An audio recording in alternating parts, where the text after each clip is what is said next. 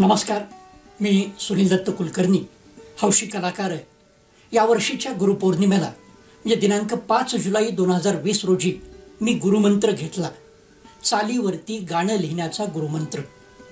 ज्येष्ठ संगीतकार यशवंत देव यांच्या रूपाने ज्यांना देव पावला, ज्यांनी देव पाहिला, देव अनुभवला, अशा देववाणी देवगाणी गाणाऱ्या सुप्रसिद्ध कवी, गीतकार, गायक, संगीतकार, नेपथ्यकार, चित्रकार मिलिंद जोशी यांच्या चला लिहू या चालीवरती गाणे या कार्यशाळेमध्ये मी सहभागी झालो होतो.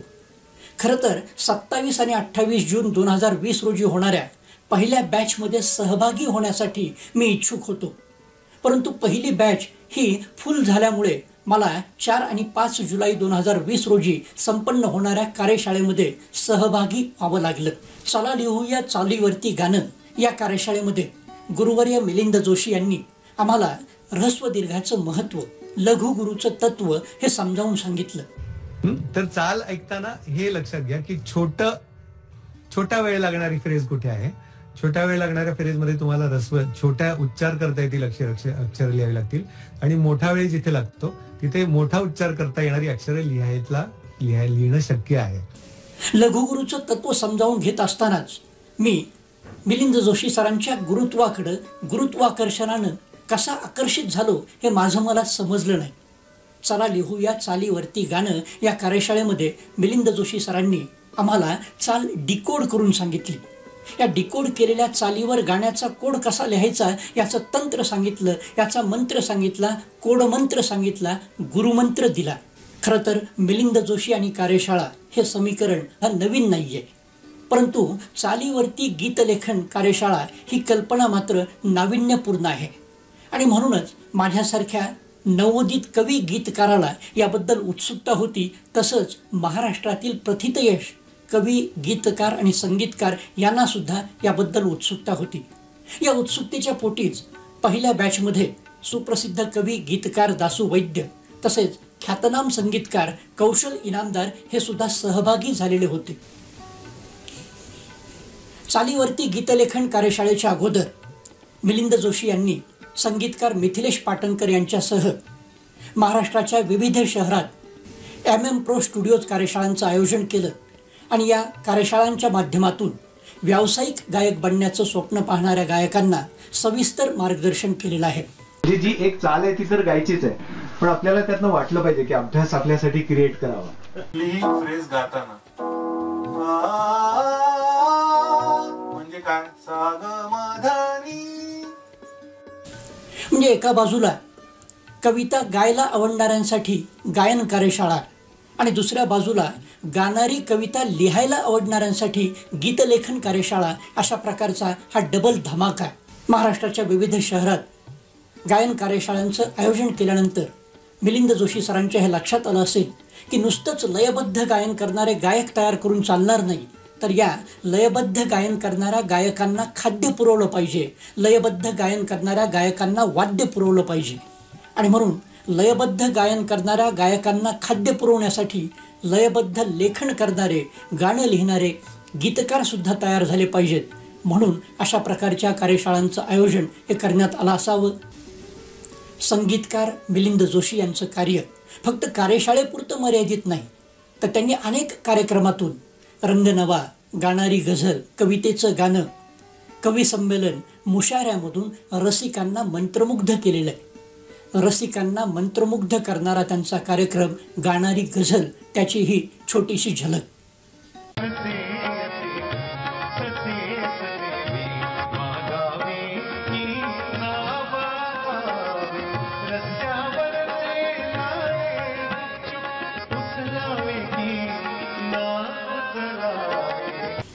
अनेक संगीतकारांसाठी, मराठी आणि हिंदी अल्बमसाठी गीतलेखन करणाऱ्या मिलिंद जोशी यांनी गजानना मोरया, अस्वस्थ वारे, तुझ्यासाठी, थँक्यू मित्रा, कृष्ण माझा, टिपरी आली रंगा, हे नारायण नमोस्तुते, तरंगिणी, विभोर या आणि अशा अनेक अल्बमसाठी संगीत दिग्दर्शन हे केलेलं आहे.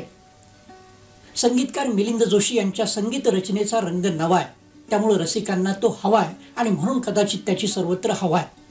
हवा हवासा वाटणारा हा कार्यक्रम रंग नवा, त्याची ही छोटीशी झलक.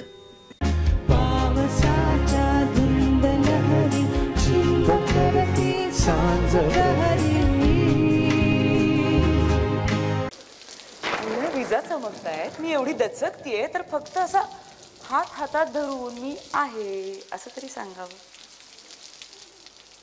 छत्री धरून तुझा हात दुखेल, मी धरू का असं तरी विचारावं. संगीतकार मिलिंद जोशी यांचे सूर महाराष्ट्रात, महाराष्ट्राच्या बाहेर, भारतात, भारताच्या बाहेर, दूर दूरपर्यंत हे सूर गेलेले आहेत.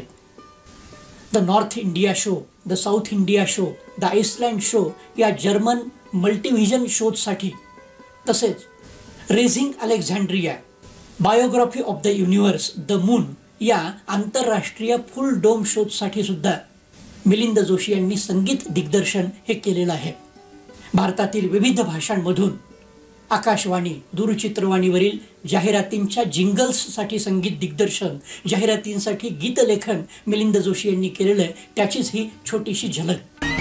ये गूंज है आसमान, सिमेंट हो तो बिना नहीं. संगीतकार मिलिंद जोशी यांचे सूर फक्त काव्यमंचावरच उमटलेले नसून रंगमंचावर देखील उमटलेले आहेत. मराठी, हिंदी, इंग्रजी रंगमंच देखील या सुरांनी व्यापून टाकलेला आहे.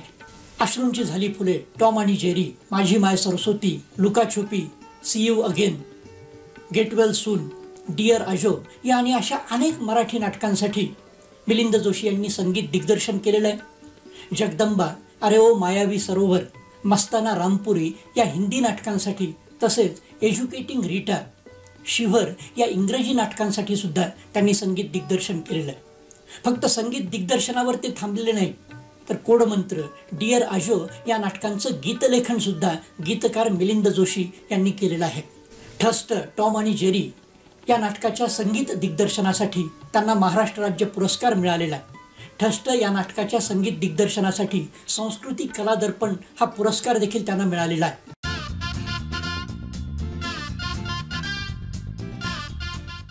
लॉस एंजेलिसमध्ये सादर करण्यात आलेल्या बहिणाबाईंच्या जीवनावरील माझी माय सरस्वती या नाटकाला पाश्चिमात्य संगीतही मिलिंद जोशी यांनी दिलेलं आहे. नाट्य क्षेत्रामध्ये केवळ गीतकार, संगीतकार म्हणून त्यांची ओळख नाहीये, तर नेपथ्यकार म्हणून सुद्धा त्यांनी आपली ओळख निर्माण केलेली आहे. देहधून या मराठी नाटकाच्या नेपथ्यासाठी राज्य नाट्य स्पर्धेच्या अंतिम फेरीत आषाढ का एक दिन या हिंदी नाटकासाठी हिंदी राज्य नाट्य स्पर्धेमध्ये त्यांना सर्वोत्कृष्ट नेपथ्याचा पुरस्कारही मिळालेला आहे. मिलिंद जोशी यांचे शब्द व सूर दूरदर्शनच्या छोट्या पडद्यावरही अवतरले आहेत, अंकुरले आहेत. अंकुर या मराठी मालिकेच्या शीर्षक गीताचे लेखन व संगीत दिग्दर्शन मिलिंद जोशी यांनी केलेले आहे.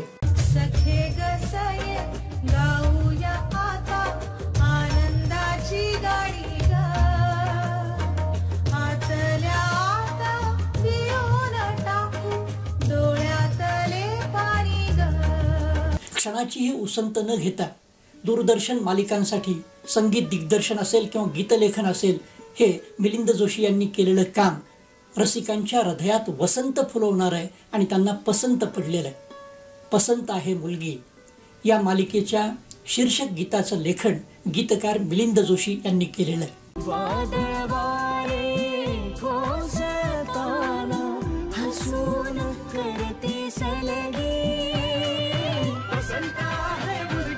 झी मराठी वाहिनीवरील सारेगमप, स्टार प्रवाह मराठी वाहिनीवरील आता होऊन जाऊ द्या, कलर्स मराठी वाहिनीवरील गौरव महाराष्ट्राचा सूर नवा ध्यास नवा या म्युझिक रियालिटी शोजमध्ये कधी परीक्षक म्हणून, कधी स्पर्धक निवड परीक्षक म्हणून, तर कधी गायन मार्गदर्शक म्हणून त्यांनी काम पाहिलेलं आहे. संगीतकार आणि गीतकार मिलिंद जोशी यांच्या शब्द आणि सुरांनी चित्रपटाचा मोठा पडदासुद्धा व्यापून टाकलेला आहे.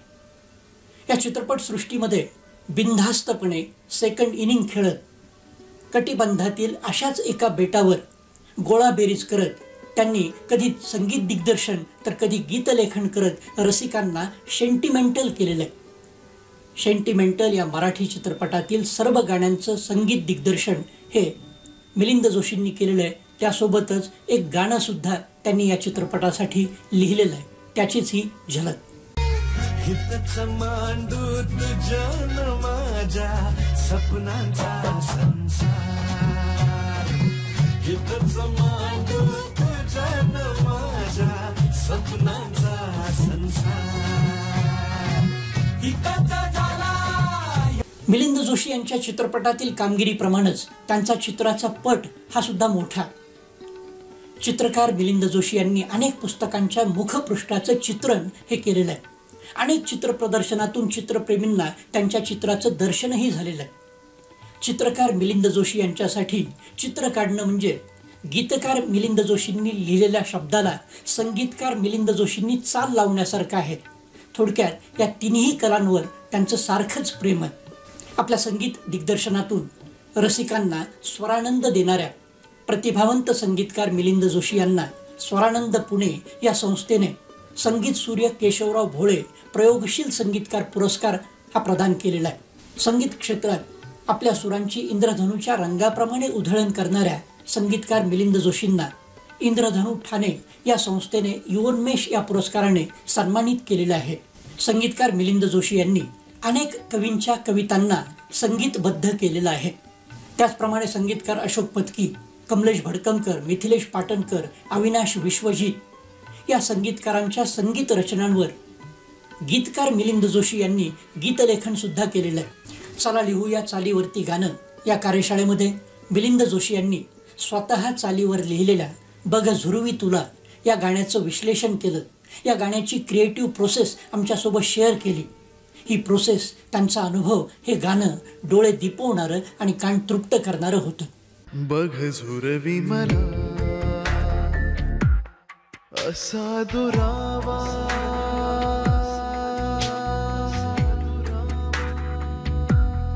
असा दुरावा सांगना.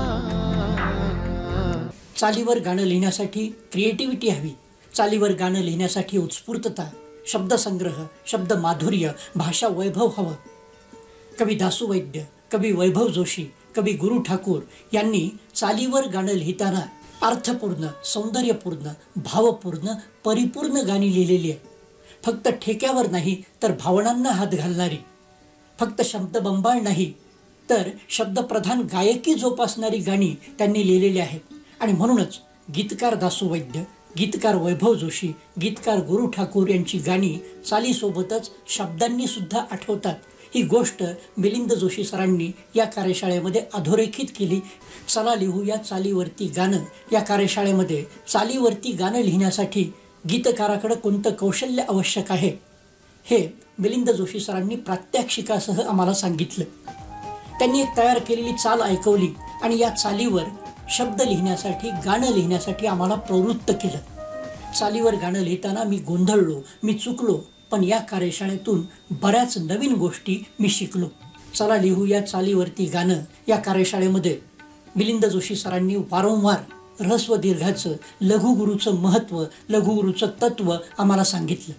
केवळ गाण्यातच नाही तर जीवन गाण्यामध्ये सुद्धा जीवन गाणं जगताना काय ऱ्हस्व पाहिजे आणि काय दीर्घ पाहिजे हे कळायला पाहिजे. जीवन गाण्यामध्ये आनंद हा ऱ्हस्व आहे पण तो दीर्घ पाहिजे. जीवन गाण्यात चिडचिड ही दीर्घ आहे पण ती ऱ्हस्व पाहिजे. चालीवरती गाणं लिहिताना आनंद मिळवा, चिडचिड टाळा. या कार्यशाळेतील मिलिंद जोशी सरांचा शब्द न शब्द हा अविस्मरणीय आहे, प्रेरणादायी आहे. गाणं हे शब्द, सूर, ताल आणि लय याचा एकत्रित परिणाम आहे.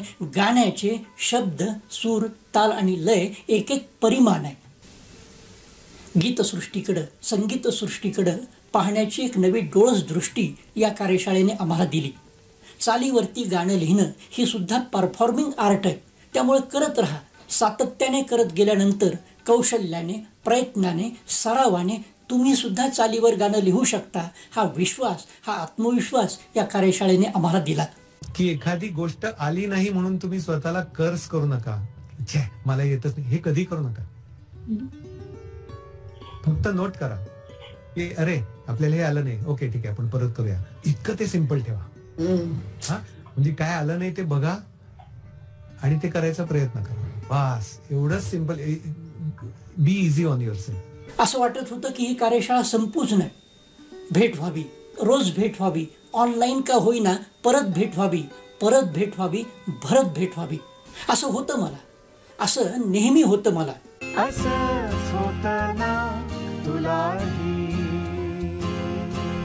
असंच होतं ना तुलाही. मिलिंद जोशींच्या रंजक कवितांचा अनुभव सुद्धा आनंददायी आहे.